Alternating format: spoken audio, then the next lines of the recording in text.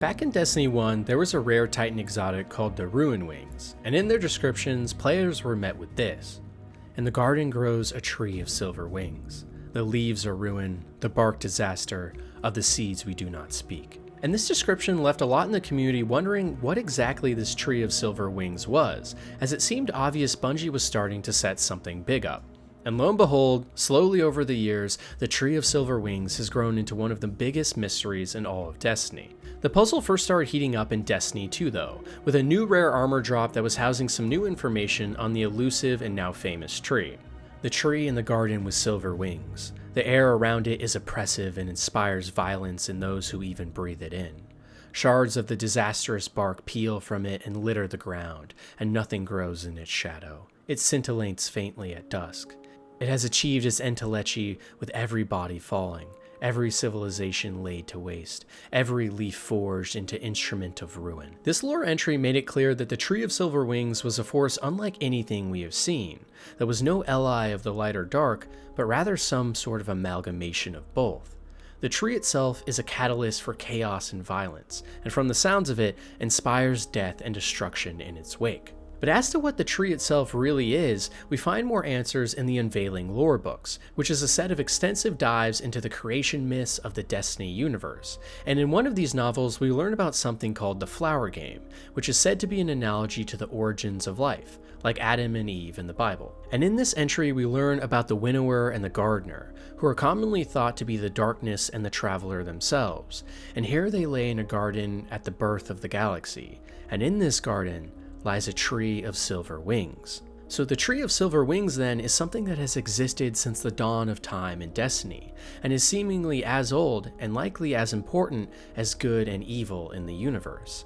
We know from some lore entries from Eris as well that a second tree has taken form, and from it the Guardians have retrieved a seed of the majestic tree for further study, and this seed will likely be a key lore point to Destiny as the story progresses in the future. The seed seems to have properties of both the dark and the light, and it feeds off the energy of wherever it is planted and consumes everything completely, forming into an entirely new tree each time.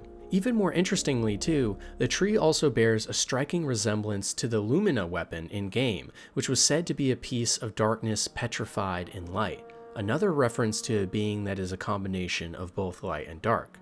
And this is where the really crazy theories start to pop up. Because you see, while we still don't know exactly what the Tree of Silver Wings is, we do have an in-game conspiracy theorist called Oolan who has some interesting things to say. Oolan has been shouting what many in the Destiny community thought was nonsense for some time now, but with each expansion, many of his foreshadowings and fear-mongering of the light and dark being one force and how one cannot exist without the other have slowly been coming true. I propose a simple experiment. Look around. You see light. You see darkness. There could not be one without the other. They are two sides of the same coin. If it is true for those Newtonian echoes, why would it not be true of the purest paracausal forms? Therefore, I conclude, the reason you persecute me is not because of the symmetry, it's because of the truth beyond the truth which you most dread. If we could destroy darkness, but we would have to give up our light to do so, how many of us would make that trade? So if these radical thoughts from Oolan are in fact facts, could it be that the Tree of Silver Wings is some sort of parasitic life form that is feeding off the essence of the dark and the light itself? We know from the Destiny creation myths that the world was seemingly set on a path to a final form from its creation, coincidentally the name of the final announced DLC for the first Destiny saga, and this form would likely be one without dark or light. So if Oolan's predictions come true, could defeating the Witness and the Darkness as the Guardians actually also bring about the downfall of the Traveler and the Light as well? And with this downfall, what would actually happen? What or who would fill the vacuum of power that was now evaporated? What if that force was the Tree of Silver Wings, a tree that is harnessing something menacing and horrific inside, as we know from countless lore entries that seem to feed off light and dark, and was a fundamental character from the beginning of time and space in the Destiny universe itself. What if the dark and light in the Destiny universe were both actually forces for good in their own way, an analogy to yin and yang on their own, and the true and purest form of evil was actually being held at bay?